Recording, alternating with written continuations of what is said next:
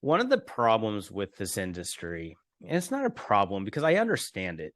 You know, I say it's a problem because it's something that we're solving for, but folks who sell product have often offered training and often offered advice under the intent of getting into a location to sell the product. It's very, very common for your distributor of safety products to come and do a PPE review for you. Right. And it's very, very unlikely that by the time they leave, you have not ordered more PPE.